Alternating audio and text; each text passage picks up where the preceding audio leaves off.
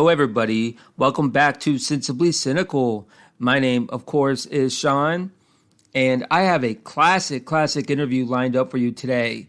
Sineo, a rapper and producer out of Oakland. Also, he is the host of Lyrical Ones, which you can find wherever you get your podcasts. Sineo is doing something cool. He's doing a song a day. He talks about all that, how he started, his friendship with Stoner the Villain. That's how we got in contact, and much more. So this is a long one. So grab a drink, grab something, and enjoy my interview with Sineo. But before we get to that, let me get the advertisements out of the way. You can check out Sensibly Cynical wherever you get your podcasts as well. We are on Instagram at Sensibly Cynical Pod. Twitter is at Cynical Sensibly. Facebook page, you can subscribe to YouTube. I'm doing a lot more on YouTube, Reels and such. So check that out. WordPress. And also you can get a mug from Bonfire. Just type in Sensibly Cynical and check out our mugs. All right. Now it is time for my interview with Sineo. Enjoy. Thank you for doing this. It's all good. Thank you for inviting me. You're like my boy's favorite rapper. So I had my boy Stoner the Villain was like, "Hey, yeah, you got to get my guy on," you know. Shout out to Stoner the Villain for putting me on. So talk about. Do you know him like personally? You from the Oakland or? So I mean, without getting into too much detail, me and Stoner go way back, way back.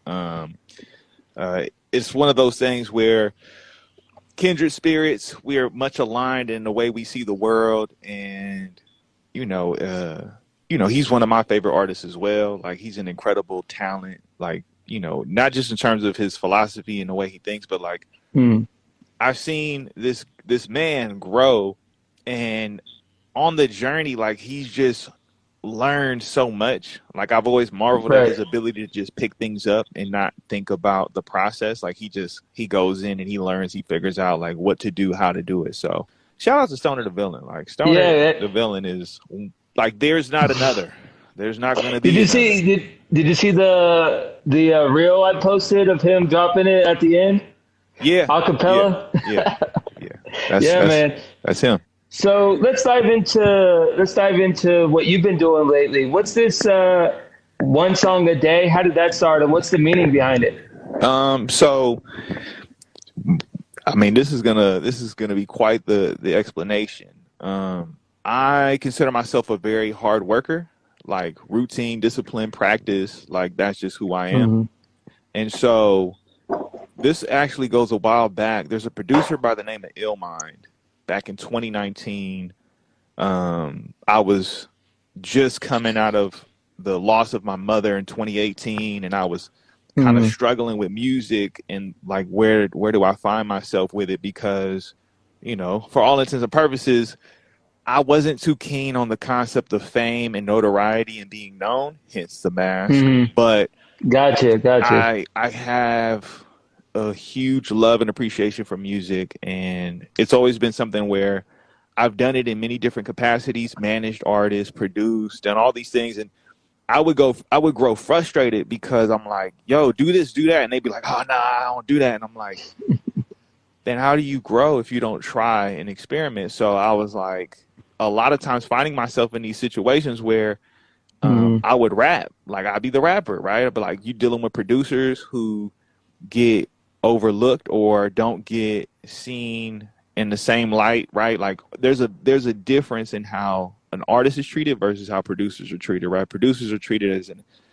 as a background accessory a lot of times versus like having just as equal footing, given the they're not the voice or the face on the track, right? But they're the ones that's creating the composition and accompaniment. So I would always find myself in these situations, right? Like, I only rapped so I could get in the studio so I could make beats.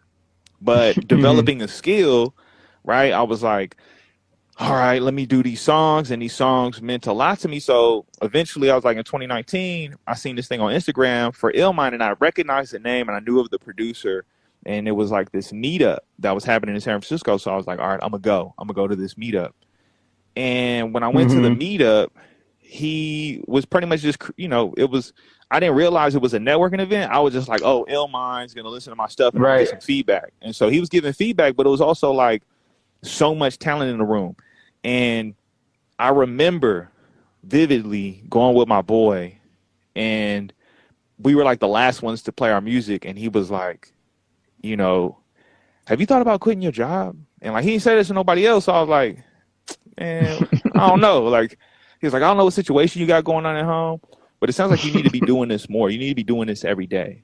And one of the things he was telling us was, if you could release a song every day, why not release a song every day? And that just stuck in my head, right? One, quit your job. Like, think about it, right? What's your situation? And the other let's think about this before you do it. I hear you. I mean, for real, I'm like, what is this even? What do you mean, quit my job, right? And it's like, he's like, you know, he listens to the song and he's like, you got something. You need to really focus and hone in on your craft. And I'm like, okay, sure. So after that event, it just echoed in my head like all the time, like, quit your job, put music out every day.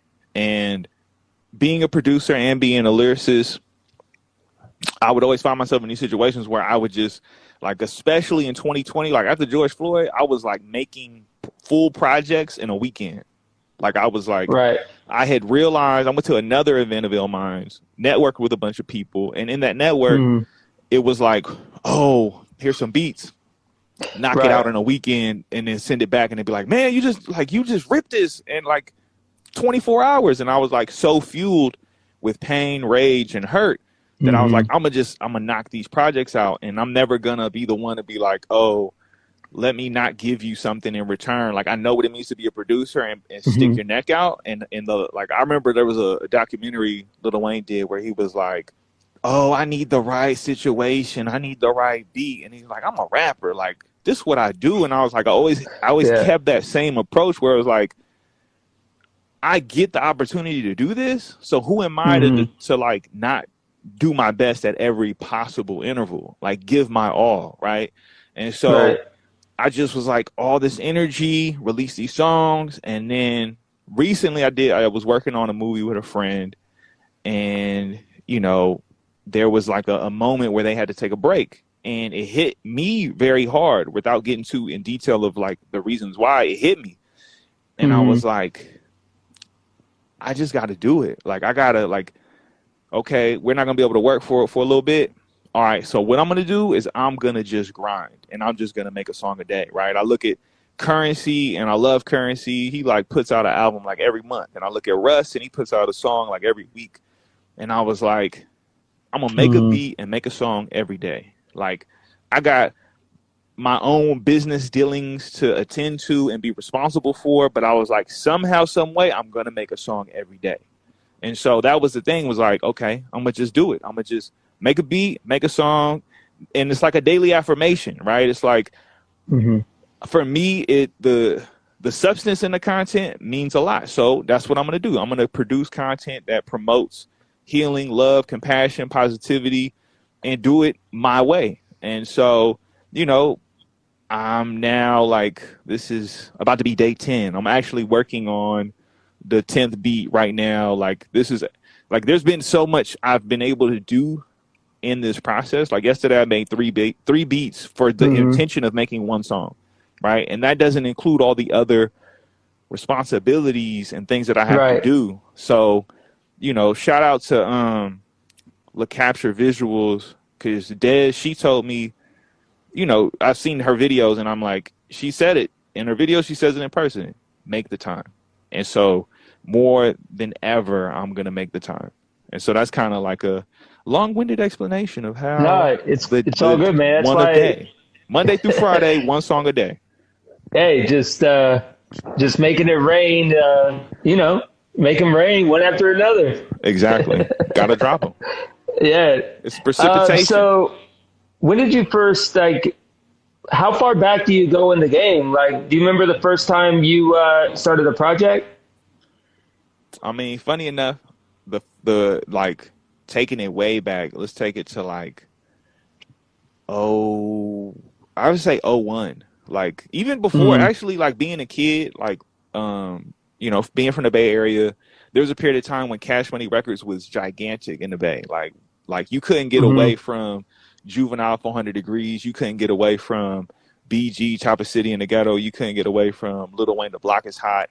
And so we would do our own versions of those songs, like the cassette deck, right? We would get a cassette of a copy, a dub of one of the albums, and then we figured out how to use the speaker as a microphone to play out of one side and then speak into the other to record another dub where we're rapping over the Cash Money songs. And so that was like the first time where I was like really getting into like the idea of me being a rapper, but it was all like parody, being a kid, being stupid. But then my brother from another, DX Relish, middle school, we started getting into Freestyle Fridays, and we used to like freestyle in middle school. Every time we get together, we just be freestyling. And I remember the like there was two catalyst moments when it was like, oh, this is getting real. We was in middle school, and I was processing like this girl I liked, and I was doing it through a freestyle. And I didn't tell him any of these things. I just said it in a freestyle, and the freestyle came together so ill that he was like, why didn't you tell me? But two, like, that was super dope. And then we were like, yo, like, we're getting better. And so he ends up hitting me up a couple years later. We're in like high school. I just got the original Xbox. Like, this is like '01. And this was like, I remember this. I was back like, in the Halo. day. Back in the day, I'm playing with my cousin. I'm playing Halo. I'm feeling myself. He's like, hey, let's battle. And he has this girl on the phone. And so we battle. And I start saying things about his relationship, and she laughs. And he's like, you see, that's the problem. I'm done with you. And he dumps her, and he swore revenge on me, like, for that moment. So I remember, like, months later, I would see him with dictionaries and listen to rap songs. I'm like, what is he getting ready to do? And so we go to the park, and he gets all our friends around. He's like, all right, we finna battle. I'm like, we finna what? He's like, yeah, we finna battle. I'm like, all right, I ain't finna back down. I beat you once, I'll beat you again. This dude obliterated me in front of our friends.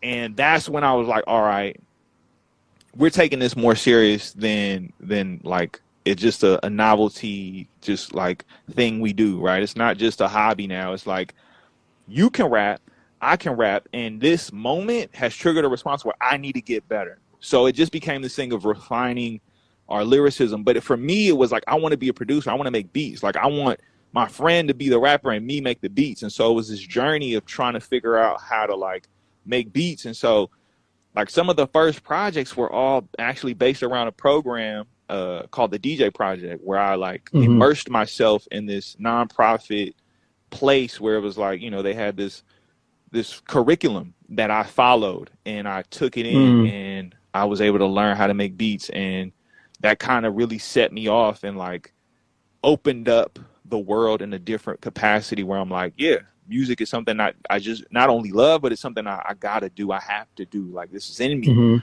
And so, yeah, that was some of the, especially in the hip hop rap scene, like, Right. that's where it was at. Is it harder now to get noticed, you know, from back in the day? Because I know now, you know, with I guess SoundCloud is still around, but you know, of course, Spotify. You find it harder to get noticed now? I feel like it's not hard to get noticed when you're wearing a mask. It's easy. True, it stands out. true. You know what I'm saying? But you know what I mean, like no, sonically. I mean it's a thing where it depends on what you're looking for. Like, if you're looking for like quote unquote fame, like if you're looking for this high stature, then you got to go to where's the industry exist at for that, right? Like right now, I still see it as LA, Atlanta, New York, and kind of, you know, Florida to some degree, where Hey, everyone's, you know, like those are hubs, and they have platforms for people to like not just network, but also like grow their craft in a way that is complementary to the industry as a music industry, right? It's like LA is known for Hollywood, it's known for entertainment, and it's accessible, it's in proximity, right? It's like there's gatekeepers, and if you're looking to play into that game and go in that avenue, you could do that. Or you could go on Twitch and just find a way to build a community every day, being rigorous, being disciplined, and do it that way, where it's like, yeah, maybe you don't have the acclaim, but you still have the sustainability. You still have the ability to create an audience and have an audience engage with you. So I really think as an artist today, there's more opportunities to like figure out your path and what you want to do. And to be seen, it's just a matter of how much you're willing to risk to then like say, okay, I'm going to put myself in this situation, and then kind of gauge like what are the benefits and what are the potential harm and what it is that I'm trying to pursue and what it is I want to accomplish. So yeah, being seen as an artist, it depends. Let's I want to continue what you were talking about. Something you said intrigues me because I had a guy on the podcast, Digi, and he was using Twitch as like a way for like playing, obviously the traditional way, sorts video games. But are you saying people use Twitch for like to release music? Yeah, like people get on YouTube Live or Twitch and then just make songs. Really? Yeah, like there's people on there that just talk. No, like YouTube, but Twitch. I didn't know that. I didn't know people were using Twitch as a platform for music. Yeah, there's people on there who have their audiences where they're just making music. Like they're just getting on there and like really building a community around their music. And it's not just that. There's people who are doing just conversations, right? There's people who are just, going through their daily life and capturing everything. It's right now more than ever, there's platforms and there's content that needs to be on those platforms. So if you are, the way I seen it was, I'm gonna go to work and I'm gonna put on a show for my job, right? Don't matter how I feel. If I get in a room full of these kids or these people and I'm gonna give them this information, I'm putting on a show. So I can do this for them or I can do this for myself and do it with something that I'm more in alignment with, that's more to the core of who I am, outside of the scope of asking for permission or being granted access or having them hang a check over my head every time. It's like, yeah, this is what's required of you today, right? And it's like, you know what? Right. I could possibly go in these other avenues, explore and experiment and see what is it worth? What has value to me when it comes to the daily grind where, it's everybody finds their way. And for me, I realized having to do it under the umbrella or under the pyramid of others, it was like, I'm cool. And so, yeah, there's more than ever opportunities, and it can be challenging to be consistent. But if you gonna breathe every day and never question it, well, you can, lay the stones in place to build something that's substantial. Right. Now, I did read something. So you were in gospel? Is that what? Did I read that right? Like Let's Get a Gospel? You were a gospel, like gospel singer turned rapper is what I thought I read. No, was that a joke? I saw that you posted that on Twitter. Was that like a serious thing, or were you kidding? I mean, I'm super sarcastic. So there's that element, but to me, it's Let's Get a Gospel was this like play on the idea of like, I don't know if you've ever been in this situation or you've been this person where you're like, bruh, next year it's finna be my year. Like, bruh, I'm finna get it, bruh. Like, it's finna happen. Like, you finna see. And it was like this ongoing dialogue, right? Where you or someone always saying like what I'm finna do, what's gonna happen, how it's gonna happen. And so you're talking about like a New Year's resolution? I mean, it could be a New Year's resolution. It could be whatever, right? It could be, I'm going to change my life. I'm going to leave this job. I'm going to get out this relationship. Like, watch. And then sometimes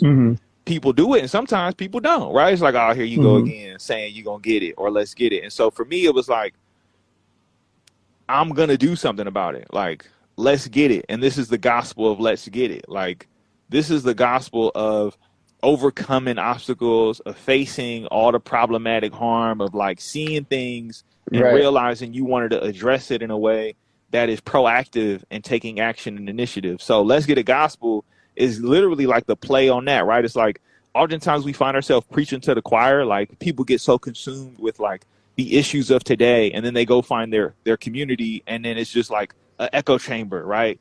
And it's like, okay, what happens when you turn it into something that is like music, right? And that's what that project is me being as artsy-fartsy, eccentric as possible in the conceptualized scope, right? But also taking those conversations, those daily like moments where you're like frustrated and turn it into something that's like you could listen to. And that's really what it was. I gotta admit that intro was hard, bro, on Thank you. that project. Thank you. That intro is legit, man. I appreciate that. And so, Trouble, that song right there. I mean, was that one of the ones that you were like you knew was a hit? Like, talk about that one. I mean, to me, I enjoy what I do, right? So I don't make things that I don't enjoy. I make things that Hmm. like that are reflective and capturing the moment, or something that's like I need this to listen to, right? Like I love music, so I love making things that I can listen to. Like I get to always have new music. Like I get to be Hmm. self-serving in that way. Now, I make sure that it's also serving a purpose in terms of its content. So Trouble, like that whole project has samples that are familiar, right? Whether you can Hmm. tell or not, everything has a bit of familiarity, right? And that one has Marvin Gaye as like the core of it, right? And so to me, I was taking Trouble Man, the song, and then I was flipping it where it's like um taking the concept of what it means to be troubled, but like taking a proactive approach, right? Not just reflecting on what's going on in the world, but like saying this is what I'm going to do about it, right? And so that was kind of my idea behind it, where like every song, the beat came first. It was just like, okay, we got a beat going. Now it's what am I going to say? And so the Trouble Man song was like, talking about the things that ailed or were impacting Marvin Gaye. And then for me, it was talking about those things that impacted me, but flipping those words, right? Where it's like, um, even when odds against me, I still overcome. Overdose from Hmm. perfection. My words overdone, right? And it's like thinking about how do I address the harm, but doing it in a way that's like reflecting what is happening, right? Like I come from a family where a lot of people die, and a lot of those deaths are centered around just bad choices, bad habits, right? Misinformation or lack of information, lack of access. And so now it's like going through that. What do I do to not have that continue, right? To stop the repeated harm of like having to witness the loss of life. So that was really where it came down to. It was like Trouble was me talking about healthy eating, was me talking about all these different things, right? It's like Hmm. that's what I'm gonna do. I'm gonna That's what address it the trouble. was. Right. And that's the thing I like about your music is, some people, I'm not, like I said, I think I said this on a podcast not too long ago.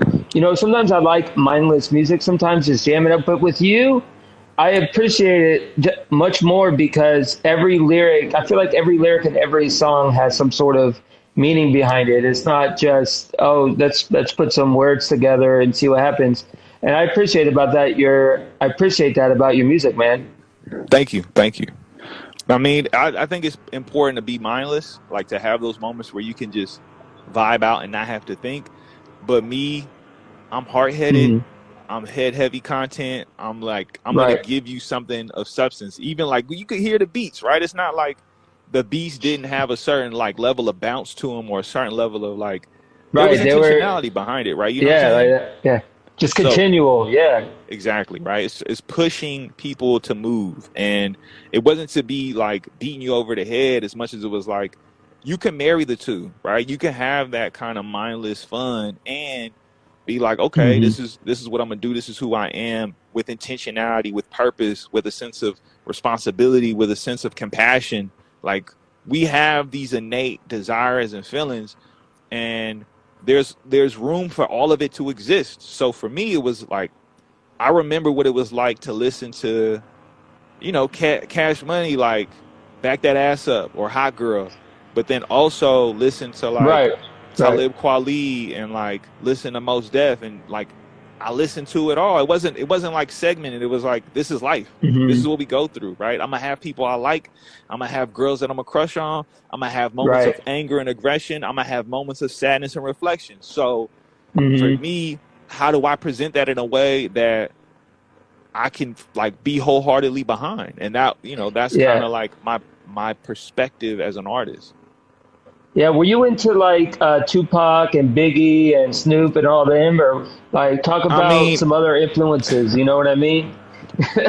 so growing up, Biggie was a big influence. Like being from the West Coast and saying that's like sacrilegious to a lot of people. But for me, Hmm. like you talking about taking, like, my mom listened to a lot of old school music. So Biggie and the palette that he had was that R&B old school vibe. Like, you taking Isley Brothers, you're taking all these classic songs, right? Neil Rogers, right? You're taking all of these super timeless things and you just rapping on it effortlessly, like with the smoothest of delivery. And so immediately I gravitated to that, right? Tupac, I Right. appreciate it, but these were, like, as a kid in my ignorance, these were my complaints. One, too many features, and two, I still have a good radar for when, like, something is being delivered and it's not as clear as it could be, right? And I I say don't know, that Dear Mama. You gotta like Dear Mama, right? You like yeah, but that that's one song? song. I'm talking about, I like to listen to whole albums, right? You give me one Yeah, song, right, Dear Mama, and then you go with Hit 'Em Up, right? yeah. Like, you Or sitting up there talking California about Dear Mama, Love. and then you're like, that's why I fucked your bitch, and it's like, wait, what? You talking about they kids dying? Hold up, I'm a kid. I don't want to die. What? Biggie Yeah. never was trying to kill kids. What we doing, right? And then it's like, I get it. Like, there's a lot of romanticized kind of like standards that Tupac was able to, like, illuminate and stand on, Yeah. right? Like, I there was, think part of it was just like him like dying early and he had some sort of like mythological, well, it wasn't just that. It was legacy. also I'm like, not just saying that, but you know what I mean? There's some sort of like cult, like you know what I well, mean? I mean, look at it like this, right? Like, when we look at, like, the terms of attractiveness, right? Like, Tupac was an Hmm. actor, right? Tupac felt like he fed into the quintessential idea of what a man should look like, right? Like, Biggie was fat, cockeyed, like, he owned it, Hmm. but the way that it presented itself, when you talk about where the eyes are going to go and, like, what is the perpetual media machine, the media machine Hmm. is going to tell you this is what you need to look like. And so Tupac, more than enough, looked like that, right? He looked like that guy, right? Whereas Biggie, he looked more average, right? And that's not anything of disrespect. That's just the way society is. Society was set up where Sylvester Stallone and Arnold Schwarzenegger are seen as these strong men, right? Hmm. Muscles, ripped, right? Like, who came up with the concept that if I can see more of your insides, then you're beautiful more than the next person? But that's just society. Society dictates that, right? It's like, if I could see your stomach muscles have defined you as beautiful. So now we're going to take the picture of you in the bathtub naked with a bunch of jewelry, and then people are going to gravitate towards Hmm. that, right? He's just Tupac. He's just a man doing his thing. But society and the culture around him helps perpetuate him in a way where he becomes this bigger than life force, right? Where it Hmm. becomes this thing where it's not just about the music, it's about the tattoos, it's about the jewelry, it's about him spitting at the camera, right? It's about Right. all these different visual cues that you take in because you live in a society is constantly generating a perceptual message of what you need to be or who you need to look like or what you should think. And it's like, to me, I was raised in a household where I'm always constantly challenged on, like, oh, are you thinking for yourself or are you thinking because that's what they told you to think? So if I got to think for Hmm. myself, then it's like, okay, as much as I like Pac and I like Dear Mama and I like Keep Your Head Up and I like all these other songs, like, to me, something about Juicy. It's just something about Juicy, right? Like, but also this is the thing. Tupac put out so much music and there were so many features where I felt like I didn't get enough of Pac, which then it was like, Biggie only got 2 albums, but I know with those 2 albums, I got a lot more Biggie than I got Pac, right? And so Hmm. as a kid, it was like, what did you have access to? What are the singles you hearing on the radio? And it's like, after a while, to me, it was like, as dope as Tupac was, and as much as I Right. appreciate and respect his artistry and what he gave to me, there's something about this, like, smooth, tranquil, calm, collected sensibility that just spoke to me a little bit more, right? It's not to place one over the other in any regards. Like, they're both infinitely Hmm. amazing, but I don't feed into the hive mind of, like, consciousness where it's like, you gotta like this, you gotta, because that's what we all Right. said. Right. And it's like, Right. I appreciate them for what they are, but beyond that, I'm gonna think very critically about it. And thinking critically about Hmm. it, Like, I mean, yeah, Snoop too. Snoop was somebody who was majorly influential to me, where it was like, I remember that was like the first album that I really bought was like The Dogfather. Like, and then Paid the Cost to Be the Boss was like, or The Games to Be Sold, Not to Be Told. Like, it was like, to me, Snoop, again, going back to that murkiness, that was a lot clearer of a message when it came to Snoop. And I could see and receive that differently. Yeah, and he's taking it to the next level. Like as far as as far as media appearances, you know, entrepreneur. He's really like catapulted himself to like icon status. You know what I mean? I mean, he's just owned who he is and has, you know, just constantly delivered with consistency on who is he in the moment, right? Like he goes through different moments in time, and you know, it's like Snoop is always finding ways to reinvent or at least show you his process, like let you in on where he's at in life, right? It's like I'm not gonna create Snoop Dogg as a facade as much as I am Snoop Dogg, and you just on a journey with me, right? And I'm just gonna give you what I'm feeling, and so I appreciate that infinitely. Like Snoop is beyond legendary. Now, let's talk about what you got in the pipeline, man. Can you share a little bit of what you got coming up? I mean, most definitely. So right now I'm working on a couple singles that I want to release. That are, you know, not the song a day content. You know, it's right.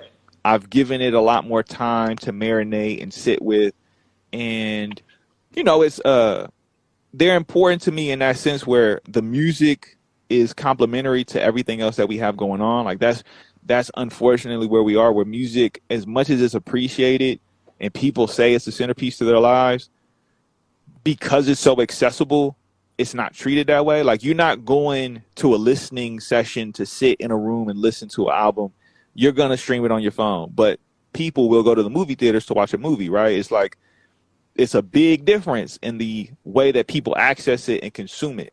And so for me, it's like putting out music, and the music that I'm getting ready to put out is in association to other things that I'm getting ready to do. And those things I don't want to say because it's like, it's so much. Hey! I didn't ask you to, you know, give the whole. No. By all means, I just want to be clear in like my process and how I operate. Right? It's like there's other things that are going on in the background where it's like I just feel like when you're an independent artist, music is seen different.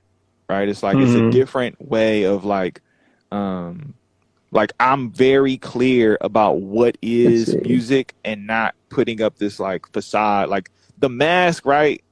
This is the uniform. This is the boundary that's created. And that's because I speak in such an honest and direct way where I'm operating on many different levels beyond just the scope of like, oh, you putting out music? Yes. And the reason, the purpose, and the why, and the where, and the how, look, this is what's going on, right? So, yeah, there's music coming. On top of that, the music that I'm doing, the song a day, every week I look at what song has the most plays, and then I'm going to release that on all major platforms, right? So last week, it was Take It Slow. This week, I have a favorite that I'm kind of leaning towards, but I'm going to just see how it plays out. And like I said, I'm going to release every song on all major platforms as I see like which one do people gravitate to the most, right? It's giving that engagement of like, oh, these are the songs I rock with. So then it's like, okay, well then there's a likelihood others will rock with this one more as well. Because you could put out a lot, but you kind of need that feedback to understand like where are people leaning towards, where are they going to. And last week I felt the same way. Like I was like, this one, I'm not gonna say nothing, but this the one. And then I seen like everybody resonated the same way I did. So I'm like, cool. Right. Now this week I got one that I'm really resonating with. So we got to see on the weekend if that's going to be the case or is it going to be something else. So this is a experiment process, a growing and learning process for me. And so, yeah, there's music I'm going to constantly be putting out. I'm working with other artists as well. Shout out to Figo Navarro. We got something brewing right now where I'm producing the whole project. And, you know, there's other artists that I'm working with in the background that I'm like trying to prep. You know, shout out to Detour, producer from the Bay, who's incredible. We've been, you know, vibing. He sent me some stuff. I'm working on that as well. I'm going to be creating a lot of songs this weekend for that. And then T Venom, my masked brother from another mother.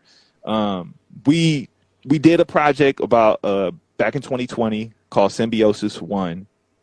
Now we're working on Symbiosis 2, and it's like twice as big, twice as much. And we're constantly crafting and working on what that's going to look like. We just did like a physical CD of it that, like, you know, it was it's a labor of love. We have a high appreciation for the art form of music and all the nostalgia that comes with it. So yeah, there's a lot brewing, man. I'm busy. I'm definitely busy. There's a lot moving. I see that. On top of music supervisor for a documentary called Reintrification. Reintrification is a film that is produced by Lyrical Opposition, directed by Figo Navarro, and you know, I got the ability to work with Sammy Freeman on the score, and it's still an ongoing process. Like, we did our first cut. It was a very well received, like people really received it well. And the movie is a documentary based around the housing crisis in the Bay Area and around what are some of the solutions. Primarily one of them being about tiny homes as a transitional point, right? Like, everybody has these small accessory dwelling units that they're making, or these backyard units that they're making. Right. And an organization built a bunch of them and is using it as like short-term, like living for people who are transitioning into more stable situations, right? So it's like, oh, you need an address, right? You need a place to rest, right? You got kids, and you just need a moment to gather yourself before you get your next job or you get your next opportunity.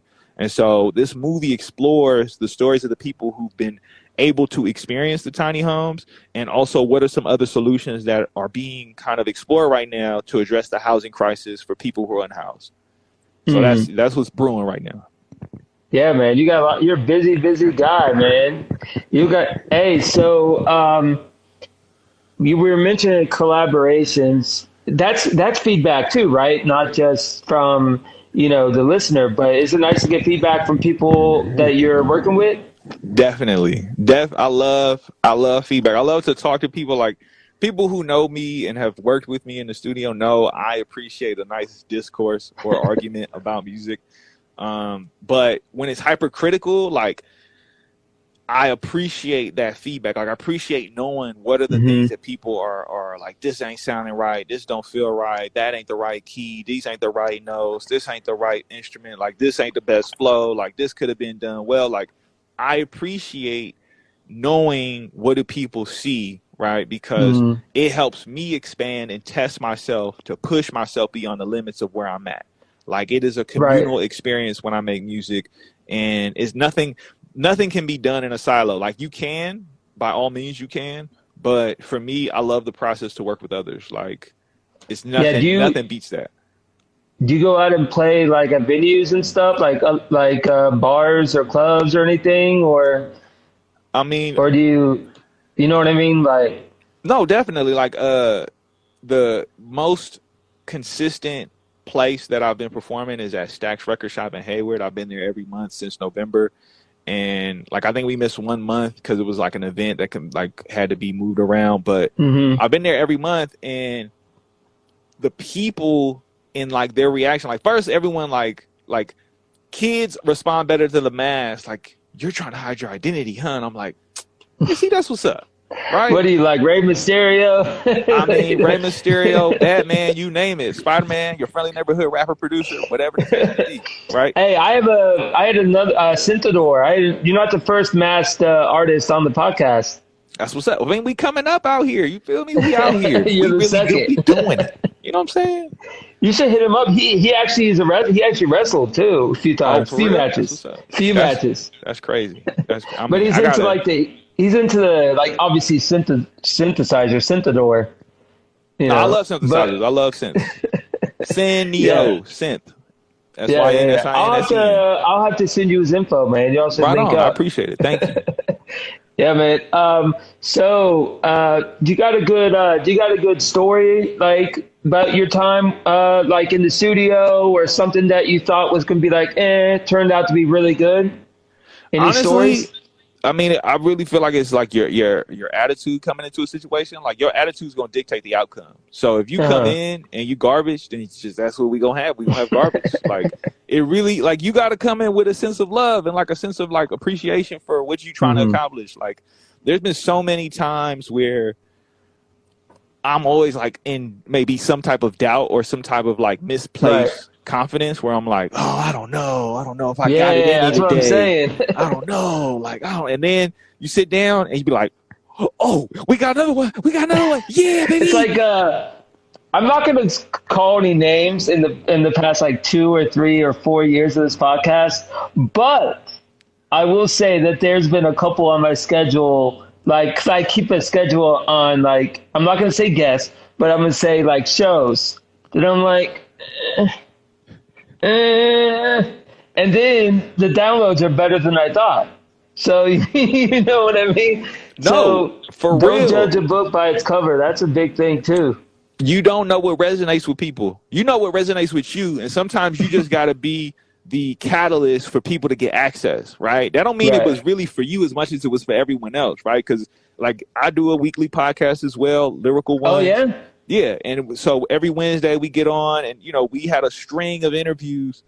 And the thing that I realized is you just don't know who's watching. Like you don't know who's resonating with what you're saying until they come and they give you the feedback or you see the data and the metrics. So it is the thing where I've come to understand that a lot of times the purpose of me serving what I'm doing isn't necessarily for me to serve me as much as it is for me to do the practice of it and then to find like to let other people find it, to let other people get it. Because it's like there's things that I have to grow to appreciate, or there's things that it may not vibrate with me, but there's people who gonna vibrate with it. There's people who gonna love it, and I gotta like respect that. Like I make the choice to respect it, but I rather respect it because then I get to learn something from it. I get to explore something from it. I get to see something different. And like doing music, it's like that all the time. You could have like 5 whack songs, 5 whack beat stuff you're not feeling, and then if you stop at the 5 that's whack, that's all you got. But if you keep pushing, then you get that one and you're like, oh, I'm back. I revitalized.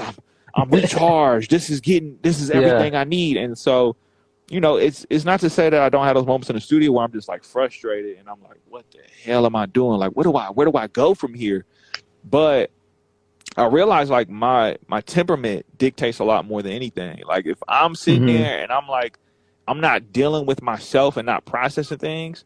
Like I remember there was periods of time where I'm just like in a dark place, but I learned like, okay, what do I need to like get through that, to like digest, process, and move past it to then be able to get back to a place where there's more balance, right? I ain't saying it got to be all chippy and happy and like everything's rainbows, but you got to have a certain balance where you're not inflicting a bunch of harm on yourself and those around you, where then it's like, I don't want to be around you. Like, like, what is your problem? And it's like, you're right. What is my problem? What is going on? What do I need to do? And so, being in the studio, like, is to me a sanctuary, but there's many sanctuaries, right? Like I eat healthy, I work out, I spend time with my wife, I spend time with some of my friends, at least in conversation or family. Right. And those things help balance me, right? I play a video game to get detached from the world and see something else. These are things that I do to maintain that balance between reading or meditation or praying, whatever the thing that's going to be, right? Screaming at the top of my lungs, whatever it's going to be to help me get that balance, that's what I got to do. And so that becomes reflective in everything else that I do when I got that balance. Otherwise, it's like, oh, bro, what's going on? You okay? You good? What's going? You going through something? Yeah, it's like that's like how people listen to podcasts. Like, what's Sean up to? He missed an episode this week. It's like, where you at, bro? Where you at? Where you can't live your life, bro? You can't live your life. Yeah. I gotta be sensible or cynical this week. You know, can't be. Sometimes it gotta be one or the other. Sometimes it can't be both. Hey, Cindy, are you sensible or cynical? I mean, it depends on the day. Like, it depends on the moment, well, right? Right now you're sensibly cynical. But I'm talking about, like, are you sensible or cynical? I mean, it really depends. Like, okay, for me, I'm sensibly cynical. Like, this is my thing, right? But... this is me, 100%. The world as it is not sustainable for what we're trying to have, right? So for me, knowing that, I have to find sustainability in what I do and how I curate community, how I curate an audience, how I curate my people, because when you pass a certain threshold, it's no longer sustainable. And the thing is, people have become like transfixed. They become so fixated and focused on kind of like romanticized. Yeah, it becomes this romanticized thing where it's like you're so infatuated with this like this idea of something being so grand, not realizing we as people do not have the ability to truly understand what that is, right? Like we want to be around so many, and then as soon as you by yourself, you feel like you ain't got nothing. Like you don't have no room to love yourself. Like it's all about who you were around, who you were burst by, and then those mundane moments are mundane because you mundane. Like because you born, bro. yeah, I hear you, man. I hear you. I'm chasing fun. I need excitement, right? And it's like I see that in the politics. I see that in celebrity. I see that in people how they consume. And it's like can you sit with yourself? Like I said in the song, you want to protest, but you can't sit in silence. Yeah, exactly, right? Man. A lot of people want to hear themselves speak more than others. Like, you know what I mean? Like nobody peep game. Like we ain't had another Martin Luther King, Malcolm X like figure. We ain't had a Robert F. Kennedy since they've been gone. And everybody's saying they want change, yet we are repeating the same behaviors and actions that have taken place for the past like 5 decades, 6 decades. That makes sense. So that's when I become cynical, where it's like, okay, y'all can have that. And then to be sensible, okay, let me build the community around me where we can have those conversations and engage, where we can build something that's sustainable for us. Because like, even though we engage on this platform together, it's through the communal, right? You know Stoner the Villain, I know Stoner the Villain. It's not this thing where it's like, oh, my big major brand needs your big major brand so we can converge our audience to get more people to watch all the stuff we're going to say, and then they're going to cater to us, and we don't give a crap about them, right? It's like, we got to be he's good mindful. People, so he's good people, so you got to be good people. That's it, man. You know what I mean? No, exactly. Good people going to be around good people. And to me, I'm more about finding people who, you know, ain't as harmful. You know what I'm saying? Like we go through harm, like not to say we don't, like everybody go through harm, but are you working on it, or are you just accepting it as is and letting that be where you fester and sit with? Cause then it's like, oh, you going to get lost in the hype. You're going to get lost in the machine, cause the machine loves the harm. The machine gets paid for harm. If you notice, if you go on Facebook, most of the articles are just opinionated opinions recycled as news. It's, you know what I mean? Like headlines. It's people giving their take. Like, but then they make it sort of like news. Yeah, because the thing is that okay, so now we're gonna get into it. Now we're gonna get into the deep. No, we don't gotta get all in. We don't got to. We're getting in the deep right now. We're getting in the deep. So somebody put me on this documentary. This documentary, if you want to look, right, it's out. It's on YouTube, right? It's called Century of the Self. And it's a 4-part documentary. You can find it where it's like all episodes in one. And what this documentary does is it breaks down how the power shakers and movers of politics from I think it was like right before World War II, they have been finding ways to implement psychology and the development of like psychoanalysis and how they give people information to have them having a rational response, right? Like they want you to feel irrational to then act emotionally, right? Not sensible, right? Not in a sensible or thought out approach. It's how do I give you this message, make you feel something to then get you to do something, right? One example that they had was when they started doing quick cake mix, right? The instant cake mix, right? They asked the focus groups or therapy groups. That's what they are, right? So let's not even segment one from the other where it's like it's about marketing. No. This is them analyzing a group of individuals, psychoanalysis, to then say, how do we sell this to you, right? So they asked the average housewife in a group, would it be nicer to have easy cake mix where you don't have to do too much? I'm like, yeah, we would love this. It would make life so easier.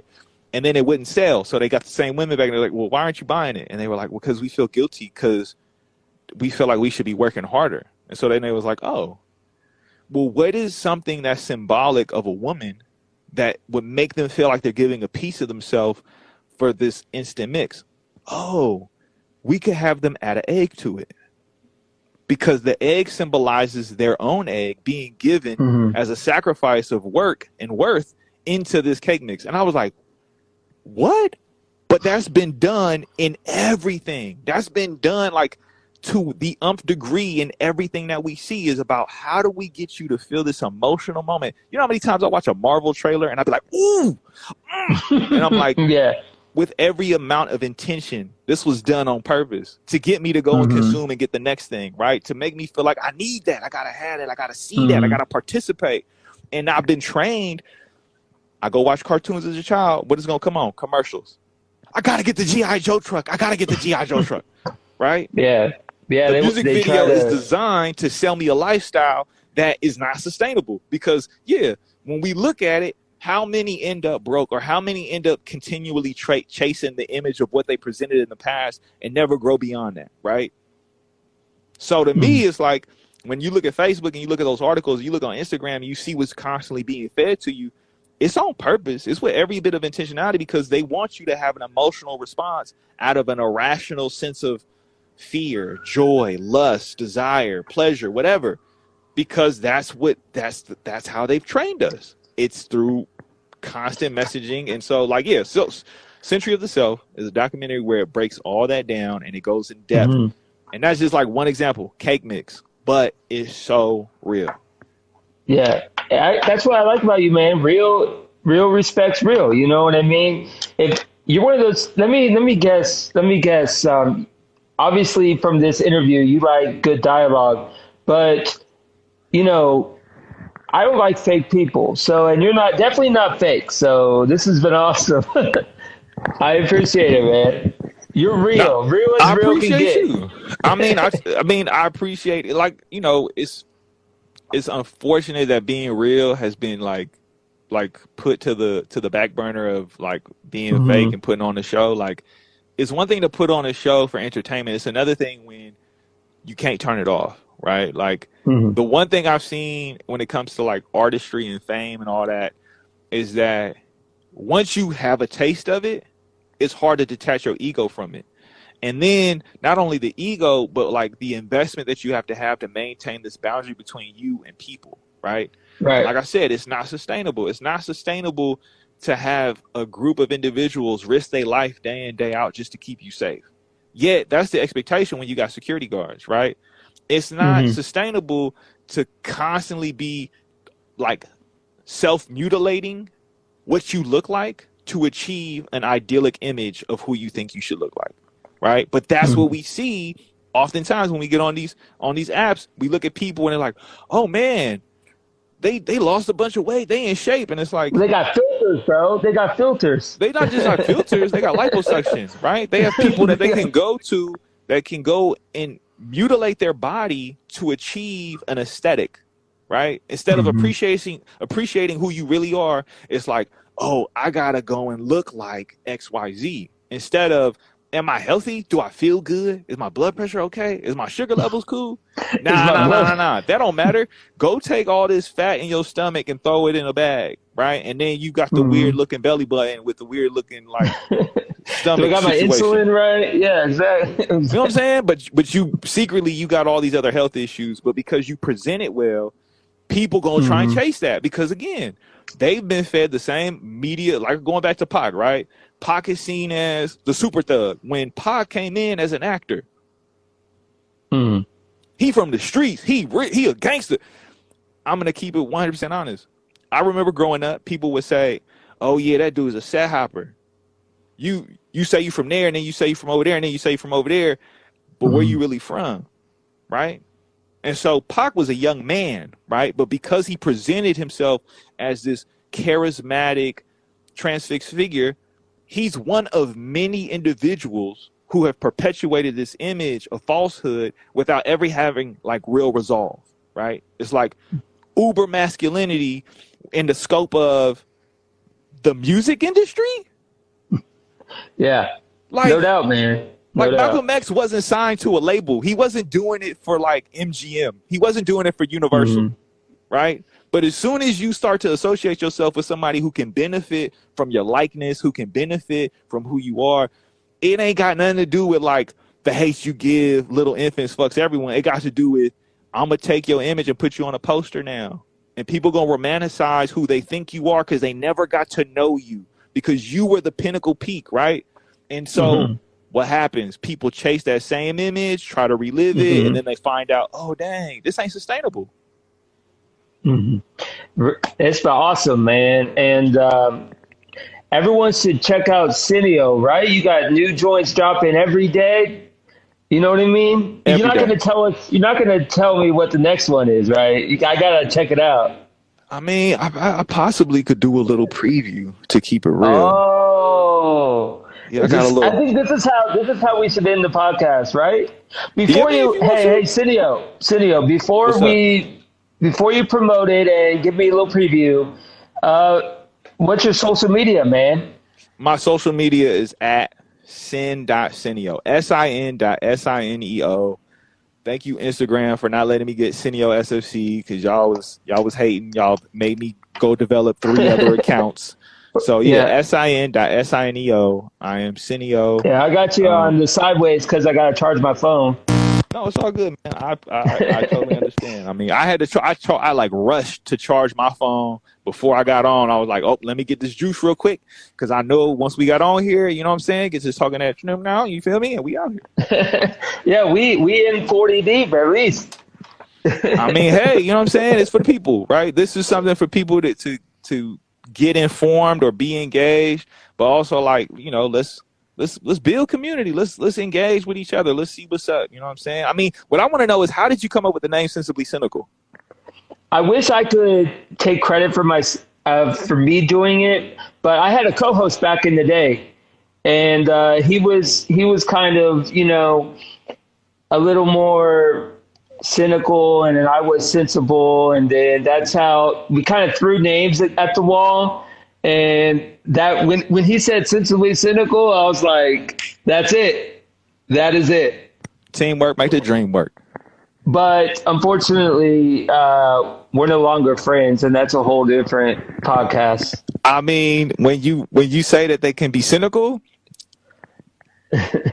he had different views, and we, you know, it just, I don't really want to go into it. No, not at all. You don't have to go into it at all. Like, no, it's not even a thing to go into. I just want to say that, like, you know, I appreciate you giving me the opportunity to like come and talk to you and be a part of Sensibly Cynical, and you know, you're doing your thing, right? Like, it is a good name. It is a good name. It is a good name. You know what I'm saying? And even if the name changes, you're the one putting in the work, right? Like, you're the one that's doing it. So that's all. I can't get a better name than Sensibly Cynical. This is episode 194, Sineo.